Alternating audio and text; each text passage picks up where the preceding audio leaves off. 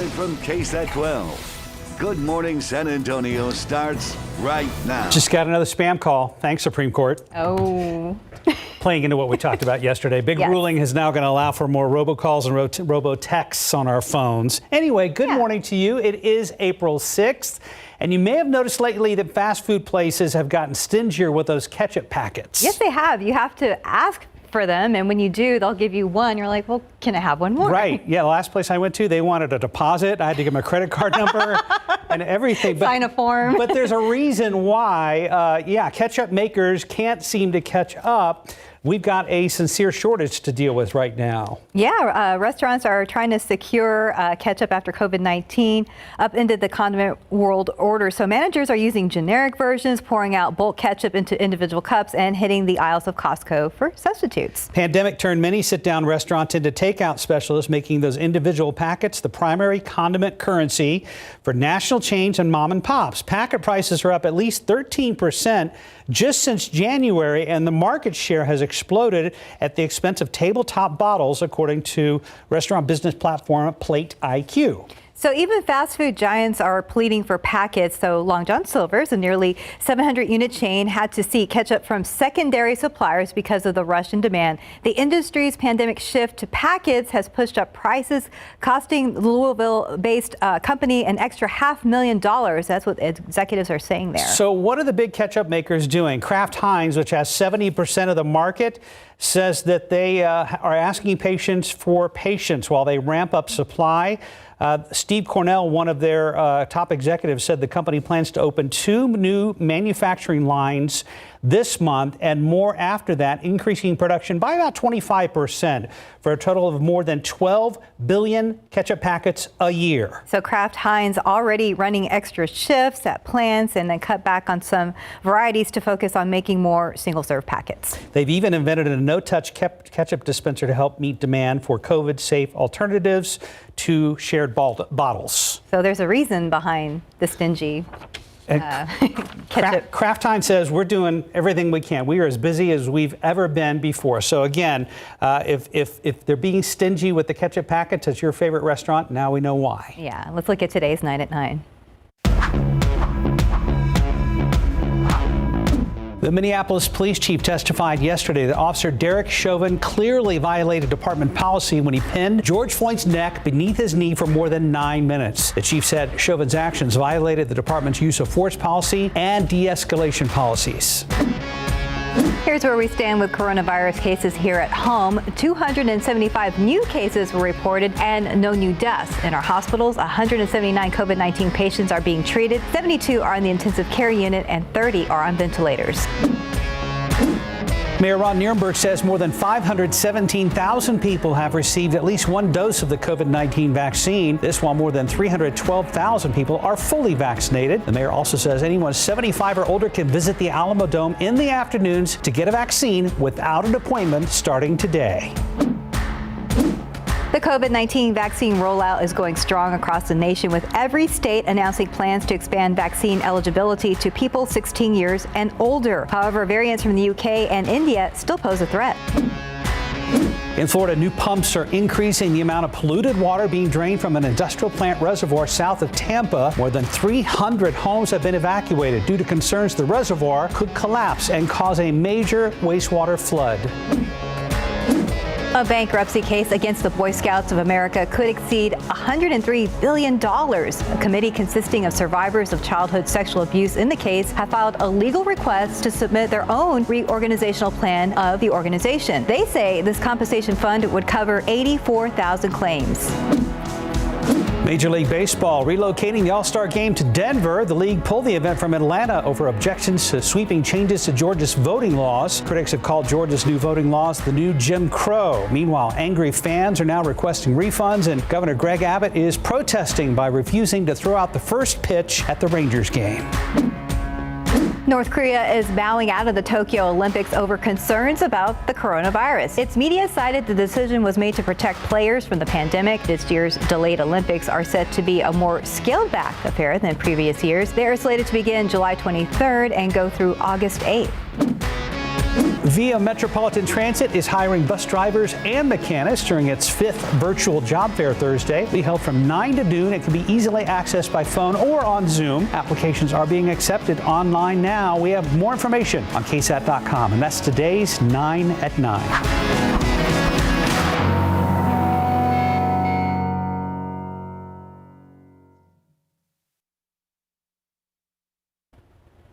And welcome back. Hi. I haven't stepped outside in a few hours. What's it like outside? It's pretty mild right now. Yeah, I mean, I see that we're right around 70 degrees. Looks like the sun is trying to sneak through those clouds, Justin Horn. It's trying to, and I appreciate that Steph's dress is the color of oak pollen today. It's very fitting. Oh, no. God. It Sorry, really guys. is that color. It is almost spot on. Yes, we've got a lot of oak pollen to talk about. Real quick, though, 69 degrees at the airport. Southeasterly winds at 13. Dew point is at 63. And looking at the forecast for today, we're going to be up around 86. Warm day. We'll see these clouds sort of scatter out. We'll see some sun this afternoon, pretty similar to yesterday. We mentioned the oak pollen. Man, it is not a good situation. 15,100. It's in the very high category. We are peaking right now with the oak pollen, so beware. Everything else is low, thankfully. And temperature-wise, 69 again at the airport, 71 Gonzales, 69 Hondo, 64 Carrizo Springs. Forecast for today, 85, 86, partly cloudy, southerly winds 10 to 20. It will be breezy today, if not a little bit windy from time to time. We may have a few thunderstorms in our forecast. We'll talk more about that coming up here in just a few minutes. Guys. Thank you, Justin. That's not oak pollen. It's the color of highlighter. Yes. TransGuide right now, 35 at Space Center. No big traffic problems to report right now. We'll keep you posted. And the latest Bear Facts KSAT San Antonio report polls are out this morning. That's right. We begin with Mayor Ron Derenberg being in a strong position to claim his third term in the May 1st election, according to a new poll of likely voters released at 6 o'clock this morning. One of the biggest takeaways from the poll suggests 56% of voters in San Antonio plan to cast a ballot for Derenberg. The mayor's biggest threat is Greg Brockhouse, who narrowly lost him back in 2019. A total of 21% of respondents say they would vote for Brockhouse, and another 19% say they're undecided. The poll was conducted from March 23rd to March 29th by phone and email in both English and Spanish. A total of 618 Bexar County residents were surveyed in the poll, but questions about the May 1st election were only asked of San Antonio residents who say they plan to vote, which is about 400 people. Voters also shared how they felt about Proposition B. That's a high-profile initiative that would strip San Antonio police of their collective bargaining power. The results show 34% support Prop B compared to those against it at 39%. But 28% say they're still undecided. The founder of FM3 Research that conducted the poll, Dave Metz, says these results show the race for Prop B is wide open. He says it's likely the ballot language is a little technical and confusing, and many voters are in need of additional information. As always, you can read this in greater detail along with other articles about the election and Prop B on our website at KSAT.com. Take a look when you can. Other top stories we're following for you today. A man and woman are safe after their home caught fire overnight. San Antonio fire crews say it started around 2 a.m. at a home in the 2200 block of South Trinity Street near Frio City Road. Firefighters say when they got there, flames were showing on the outside of the home. The fire also managed to get inside the attic. However, they were able to put it out quickly. The man and woman living inside were both able to get out of that house. A fire investigation team is working to determine the exact cause. Now, damage to the home, and I believe this is not the video for that, but damage to that home is at about $40,000. Yeah, I think that is a different story. And also in your top stories, 2 people have been charged for their involvement in a deadly crash on the city's southeast side. One of them is the mother of a toddler who was badly hurt. 24-year-old Daniel Tellez and 20-year-old Selena Hernandez, both charged yesterday and arrested and charged rather. Hernandez's charges have to do with not putting her daughter in a child safety seat, while Tellez is accused of causing the crash. The arrest affidavit says Tellez had no license and was racing at the time of the crash last Wednesday. His car slammed into another vehicle being driven by 80-year-old Antonio Martinez, killing him. Witnesses told police his car caught fire after the crash, yet none of the adults tried to rescue that toddler. Bystanders had to go in and get her. That 2-year-old girl suffered spinal injuries and is now paralyzed on one side of her body. Wow. Well, in your other morning headlines, lava flowing in Iceland at a rescue thanks to TikTok. Another unusual firefighter rescue and the hazards of reporting live. Our David Sears is here to explain all that this morning. We've all had to do that, David Yes. Sears. Yeah, you never know what's going to happen. Behind the scenes, some folks don't really know what happens. All you see is the live shot itself. Right. This is a different one for you. We'll have that in just a second. But first, some amazing pictures coming to us from Iceland. These are volcanic fissures forming. Now, those fissures are up to a couple of 100 yards long with lava flowing. The area had to be evacuated. Last month, this volcano became active after sitting dormant for 6,000 years. Volcanic experts say this volcano could be active for weeks or even months, maybe even longer. All right, you are on board an ATV driven by Trent Jarrett. He's a 12-year-old. He's riding through the woods in West Virginia. He's live streaming his trip on TikTok when all of a sudden he loses control. It flips over. It ends up landing on top of him. It just so happens that Caden Contenor was watching the live stream. He follows Trent because they're both interested in hunting, fishing, and four-wheeling. Caden was at home 800 miles away in New Hampshire when it all went wrong. After the accident, Caden could hear Trent yelling out some numbers. It just so happened to be the number of his grandparents' home phone. That's where he was staying. Caden got a hold of Trent's parents. They were able to find Trent and get the ATV off of him. He was trapped for about 20 minutes. He did what he was supposed to do and got the right people, and it worked out. It was a Easter miracle. I'm always there, like, in his things, so if something ever goes wrong, I'll most likely be there, like, to help and stuff, and hopefully we get to meet one day. Trent was a little bruised up, a little cut up, otherwise okay. The two boys were able to meet, albeit through a computer. All right, now let's take it to Colorado Springs, Colorado. Once again, firefighters called on to make a rescue, and like many of them, this one was unusual. As you can tell, this is a pair of green-horned owlets that ended up on the ground. They are supposed to be in that tree because they can't fly yet. So the firefighters gently picked them up and then got the ladder truck to move them close to the tree. The firefighters were able to get them back into their nest. The bird's only 2 weeks old. According to wildlife officials, they need another 30 days before they can fly. Once again, firefighters coming to the rescue and now are all safe and sound. All right, and just another glimpse into what some reporters have to go through to bring you the latest news live from the scene. This is a newscast in Russia. The anchor tossing to the reporter, go live, and whoa, out of nowhere, the golden retriever, look at the anchor's face. That golden retriever just jumped up and snatched that microphone right out of her hands. So she's chasing the golden retriever down to try to get the microphone back. They had to take a break for just a second until they broke away, but they came back and the mic was back in her hand and the golden retriever was, like a good dog sitting right next to her.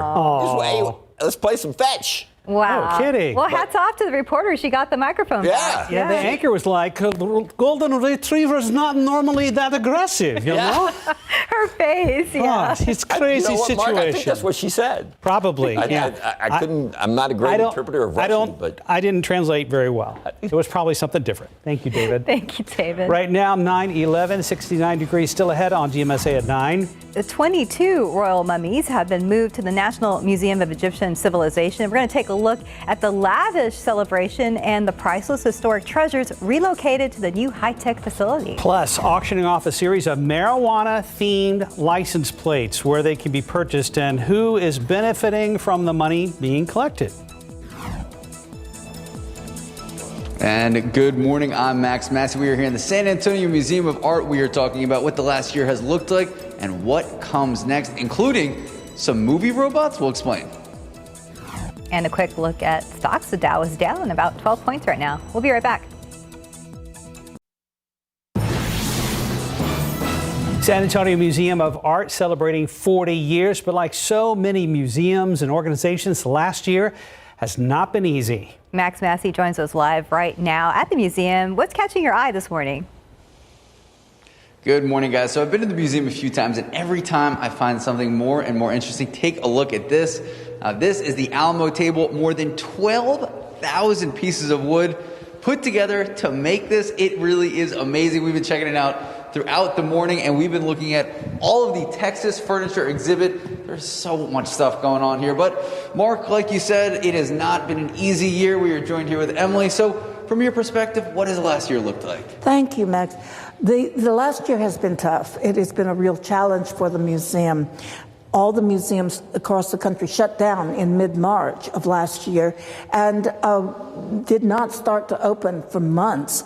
However, the San Antonio Museum of Art got busy right away, figured out our protocols, and we reopened in 2 months' time on May 28th. We must have been one of the very first in the country to reopen. So we have been very proud of the fact that our staff was able to simply pivot overnight, and unable to bring people in, we went online and did programs online such as lectures, cocktail parties, supper talks, children's activities, and we were able to maintain family days. When families come, they pick up an art kit and they go around the museum. So we have been busy. The attendance was low in the beginning, but it started to pick up.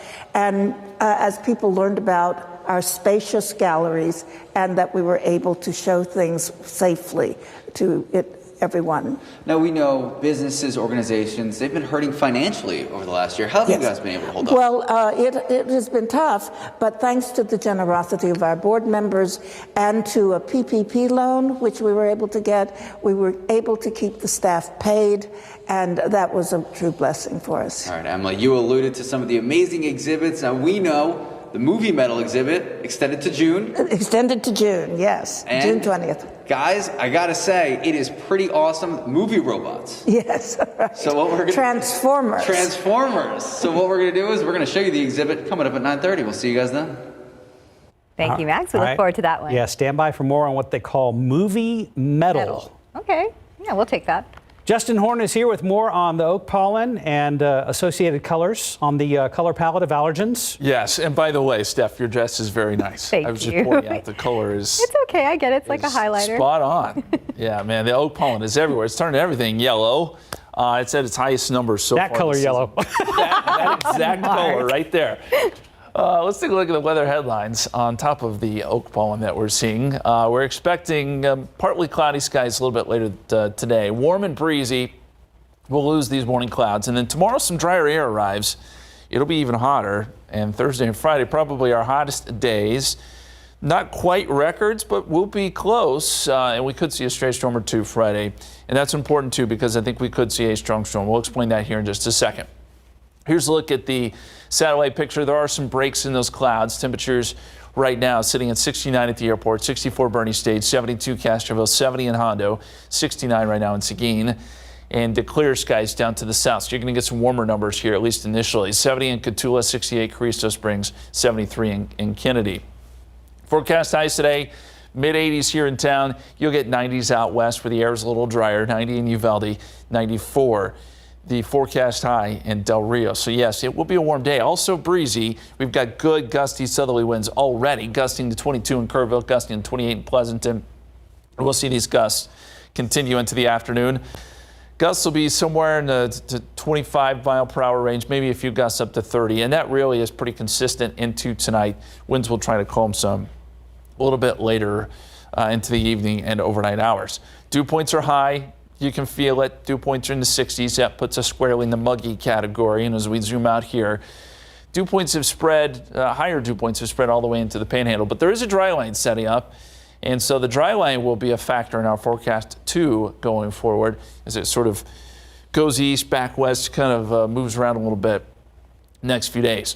Water vapor gives us a good idea of where we have a spin in the atmosphere, where we have lift in areas of low pressure, and you can see it right there over Salt Lake City. This is moving towards the plains. This will create some severe weather today, Kansas City over to Dodge City, and then tomorrow, places like Little Rock, Shreveport, maybe as far west as Tyler, looking at some strong to severe storms tomorrow. But notice it's all well east of us.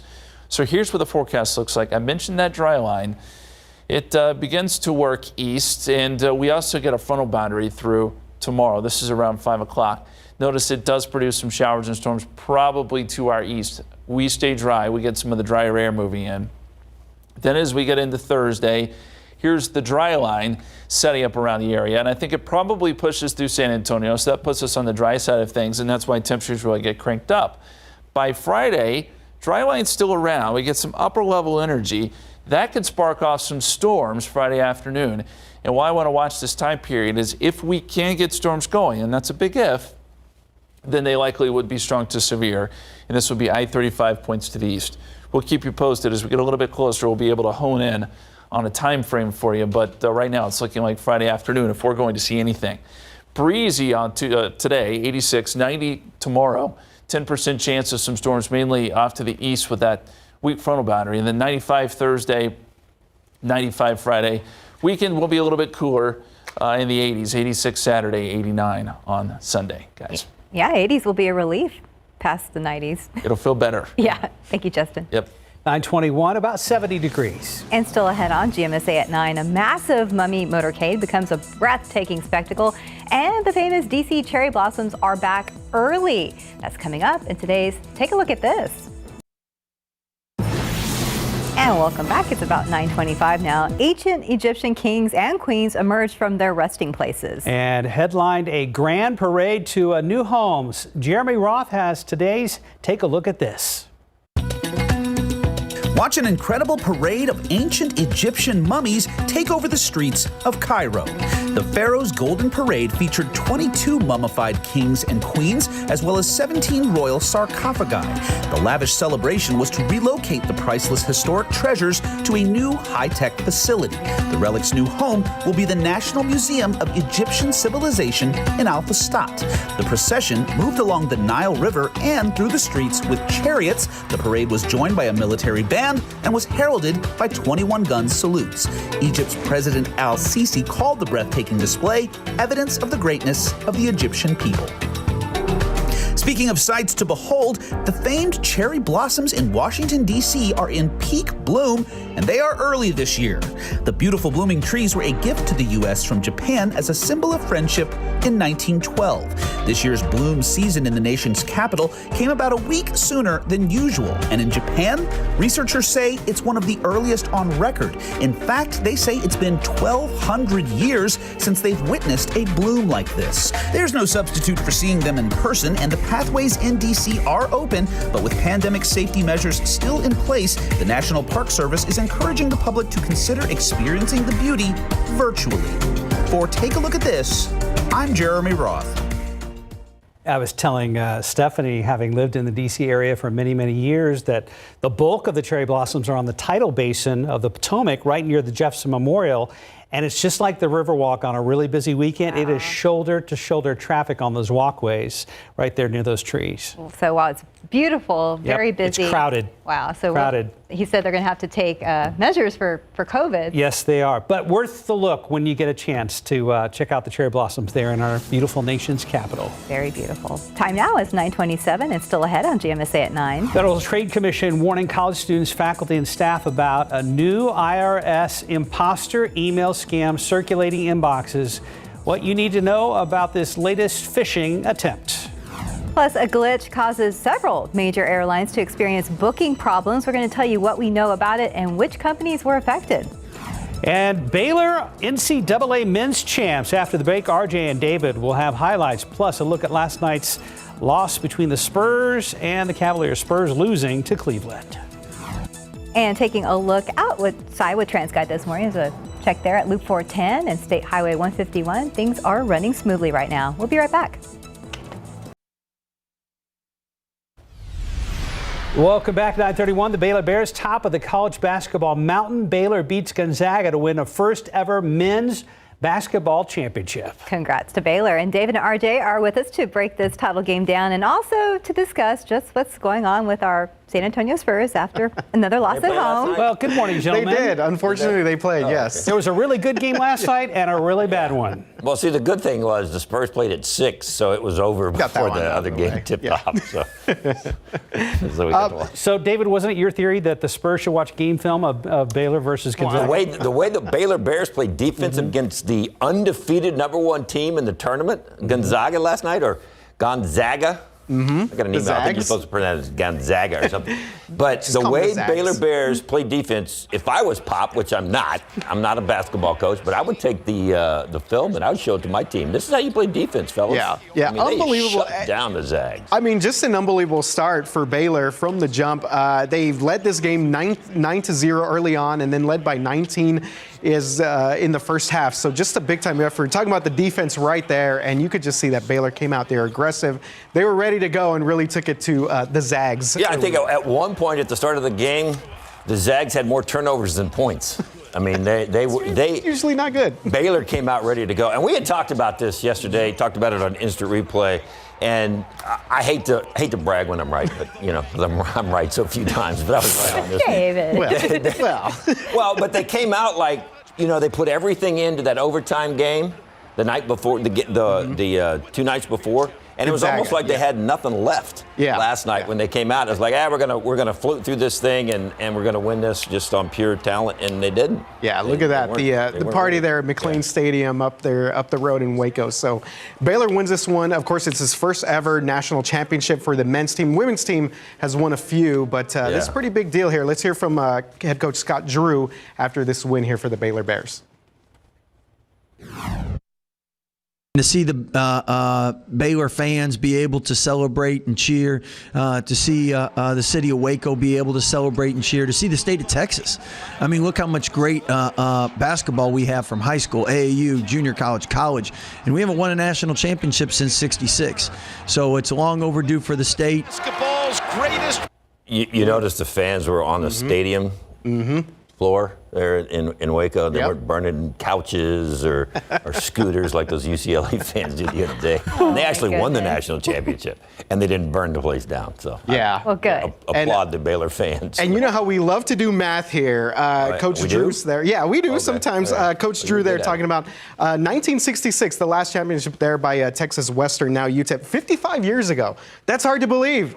I mean, unfortunately, sorry, Steph, but Texas has never won a men's championship. Sorry, Justin. Texas A&M's never won a men's. Wow. Baylor gets it now. You're and I guess sorry, David, too. Tech. Don't be sorry. Tech has at least been to the finals. That's true. They were close. Texas have it. They were close. And, by the way, Tech has a new head coach. But we'll talk about that later. Baylor was just the announcers were very impressed with the way Baylor was playing defense last night. I think everybody was kind of stunned that this team could play defense, but they've been showing it all along in the Big 12. Yeah. So I don't know where these guys have been, but it's always fun to watch announcers show up and go, oh, wow, this guy's team's pretty good. Like Baylor Bears. I noticed all year. You guys are lingering on this game for I'm trying to avoid the next topic here. Oh, here we go. 2-7 on a 9-game homestand.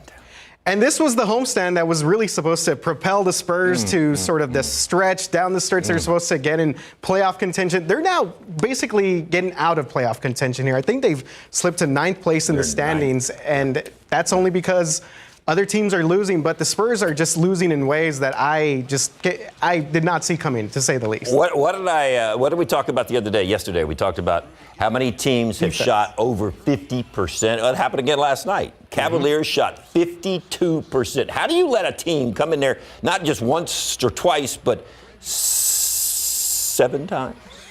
Well, I guess 5 out of the 7 losses. 5 out of the 7 losses, the opponent shot better than 50%. Yeah. I mean, it's like I was listening to broadcasts, and Sean and Bill Lamberlike talking about, teams want to come to San Antonio so they can get their stroke back. So they can start playing some better. Yeah, that was them saying. That was them I understand. They were talking about that, and I totally agree. Yeah, let's go to San Antonio and get a good feeling when we leave, because we'll shoot well over 50%. We got our shot back and be ready to go. Well, one of us was talking about this. His schedule's been a grind, and I know Pop played on that last night too, post game, right? Yeah. He did. Yeah, he talked about it a little bit. He said that they were fried. He said that the team looks tired, but he also said that, look, no one's going to feel sorry for them. So, I mean, let's just get past that. The Spurs now hit the road for 5 straight games, back-to-back series against the Denver Nuggets, who are, of course, one of the better teams in the Western Conference. So the Spurs got to figure this out on the fly, pretty much. What I was surprised about in that whole homestand is that he didn't rest anybody. He didn't sit anybody out on any of those games. And if they're fried, then maybe they need a break. They need a game off. Yeah, no DeJounte last night.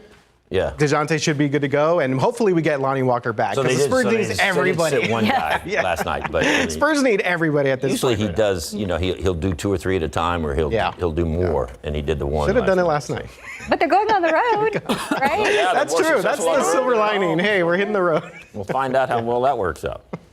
Maybe they'll go on somebody's times. arena and get their shot back. That's true. And make that other team look bad at home. Maybe shoot over that's the goal the whole 50%. time. Yeah, that'll work. Okay, But, let's go Spurs go. But hey, they are better on the road, so that's your glass half full right there for you, Steph. RJ, better on the David, road. thank you guys. Thanks, guys. Let's go outside with live cam and transition back to Justin Horn standing by with more on, and we were talking this morning, could this be fog or something in the air? And I'm wondering if it's all these allergens, Justin. It could be, and we're looking off from a long distance here, so it always looks a little bit hazy, but we've got mostly cloudy conditions right now. And you mentioned some of the allergens. Take a look at this picture on our KSAT Connect. Oof. That is oak pollen, the little tassels that hang down from the tree. That's covering the porch. It makes my eyes hurt looking at it. Good picture, though. We appreciate it. Seeing what you're seeing from your house, it's just not a good situation with the oak. Yvonne sent that in, by the way. Oak pollen, 15,100 today. Looks like we're trying to peak here. We typically peak mid-April, so this is about right.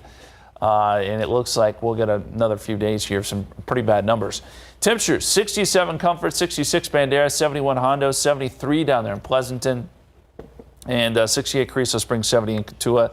Your forecast today, we'll get up to about 86. It will be a toasty afternoon and breezy too. Southerly winds 10 to 20 miles per hour. Guys. And let's look outside with TransGuide real quick. There's Loop 410 at San Pedro Avenue. Doesn't appear to be any problems at this time. Earlier, we chatted with Max Massey from around the corner at the San Antonio Museum of Art about what last year's looked like, and he told us we could see some robots. All right, Max, go ahead and show us. Oh, wow, we can see already Transformers. We're not messing around here, guys. Look at this. That's cool. We got Movie Metal, one of the new exciting exhibits here at the San Antonio Museum of Art. We are joined here with Chris. So, Chris, explain what exactly are we looking at here? Well, Movie Metal is a pop-up exhibit of different iconic figures from theater, movies. We have Optimus Prime and Bumblebee. We have the Batmobile, Iron Man, a number of good friends that you'll recognize. Absolutely. We even had the DeLorean. We're going to show that at noon. Yeah. Little tease there going on. So what has the last year looked like for you guys? You guys have been able to pivot. A lot of exciting stuff coming up. Absolutely. Just like most institutions, we quickly had to pivot to offer online programming to keep connected with our client base and to keep engaged. So we offer a number of virtual programming now, including our pre-K through 12th grade tours, school tours, which are virtual and free. We offer art crawl and play dates. Art crawl, we give away these little interactive cards to any 2 to 4 year olds that come, 0 to 2 year olds that come into the museum, and they can go through with their parents and look for this month's theme is flowers. They'll look through the museum for flowers. There you go. Let's show that off a little bit. Okay, so this is what they get. They got to look through. They go through the whole museum. They get to check out this kind of stuff. And so right before we go, the importance of art for the youth. Well, it's so important for kids to be able to embrace their culture through art. Ours is a world collection, and so there's something that everybody can connect with. And art just helps kids to cope with the stressful times that we've all been going through this past year. All right, Chris, thank you so much. And guys, we are far from done. Like I said, we're going to check out the DeLorean, and we're going to explain what the last year has looked like and what comes next. We'll see you at the news at noon. That's cool, Max. I love Optimus Prime, my favorite Transformer. Looks like a great exhibit. Yes. 9:40, about 70 degrees. You're watching GMSA at 9. And people getting tricked into giving up their personal information. After the break, we're going to talk about the new phishing email scam in this week's Money It's Personal.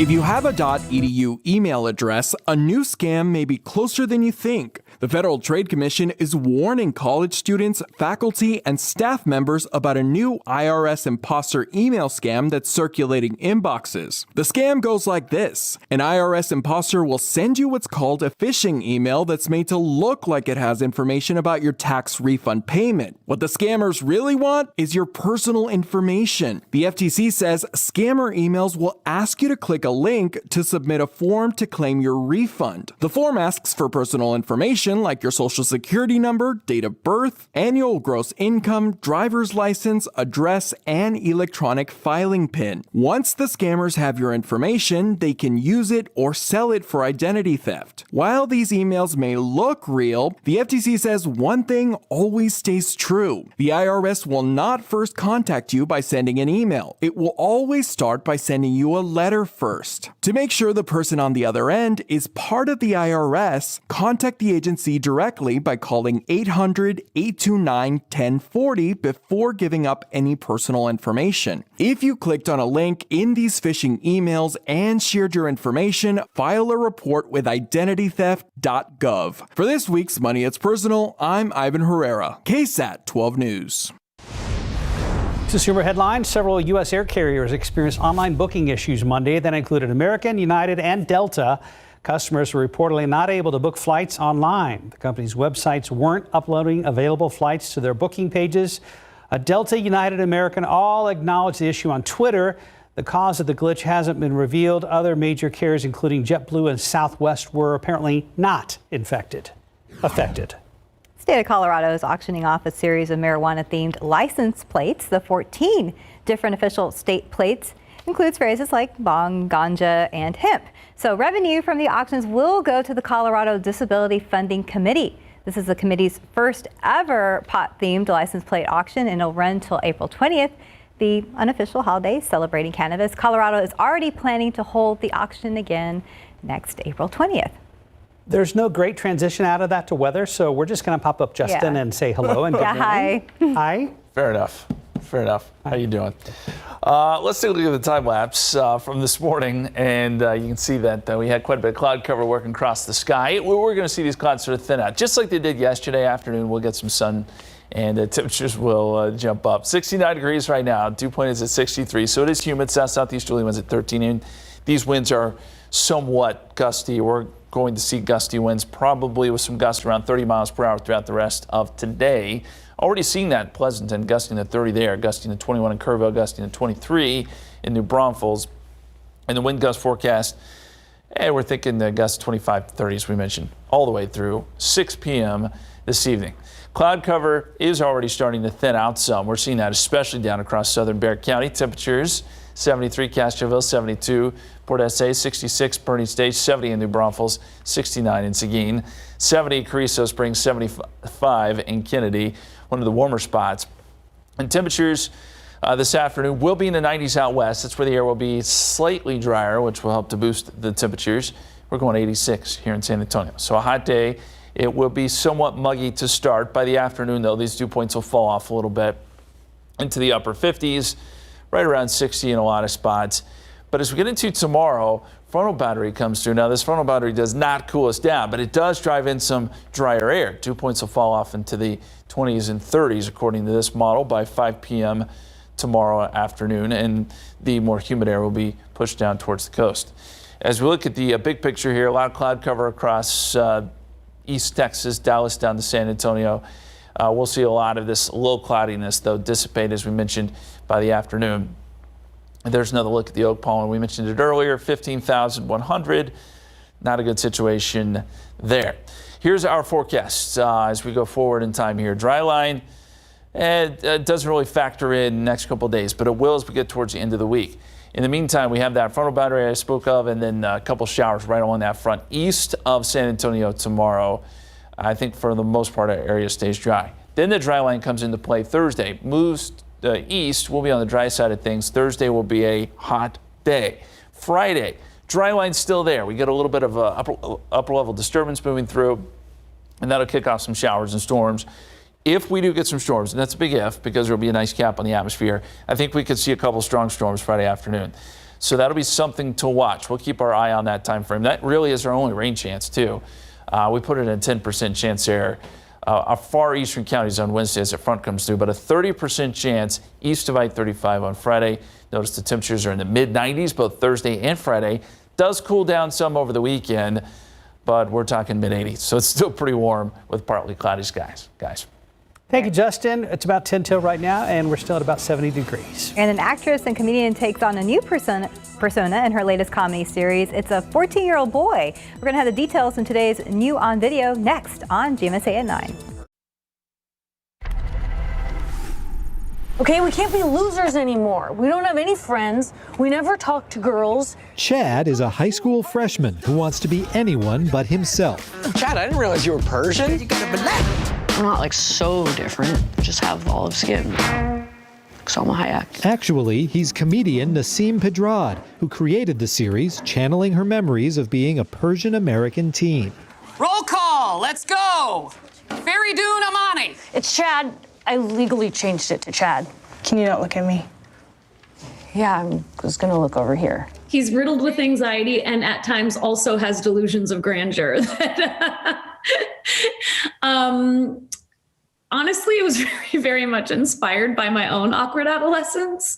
Would it be okay if we just try to blend in more when we're in public? Everyone can relate to the notion of being in high school and wanting to fit in, which at the core of his pathology is what's kind of going on.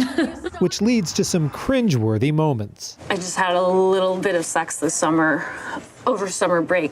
He's not cool, but he's not actively being bullied. He's just sort of unremarkable and not getting noticed, which to him is even worse. Thanks, you guys. In Hollywood, I'm David Daniel. Good morning. Hey guys, good morning. Coming up on Live, Russell Brand will tell us about his podcast, Revelation. And we'll learn how to make homemade wall art on Live. And taking a look at just how extraordinary the February winter storm was, what went wrong with our power grid, and how can Texas prevent another disaster like this from happening again?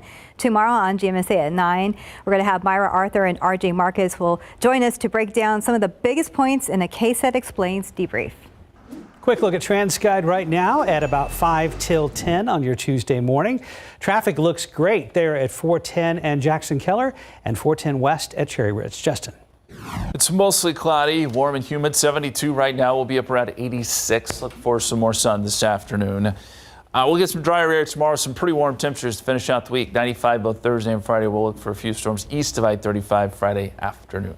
Wasn't it just last week in Katie's Science Lab we had peeps? Yep. Of course, Easter was Sunday. She microwaved them and put them in club soda. Right, Yeah. and now peeps are going to wind up with their own film? Yeah, a feature film. This should be cute, though. They are cute, you can say that. So this is going to follow a ragtag group of Peeps characters who set out on a cross-country journey in order to attend Peep Fest, an annual brand celebration in Pennsylvania. The famed Easter candy is being turned into an animated feature film from the Mauritanian producers, Christina Markholder of Wonder Street. They have acquired the film and TV rights to the marshmallow candies, with the feature being billed as in the spirit of Trolls meets Smurfs. And so Just Born Incorporated produces 2 billion Peeps treats annually and has a large and rapidly growing line of adorable Peeps-themed consumer products and merchandise. So far, no word on a director or a voice cast or release date or anything like that. No, but the director of marketing says we hope the new Peeps film spreads sweetness to families across the country. That works. Thanks for watching, everybody. Have a great day.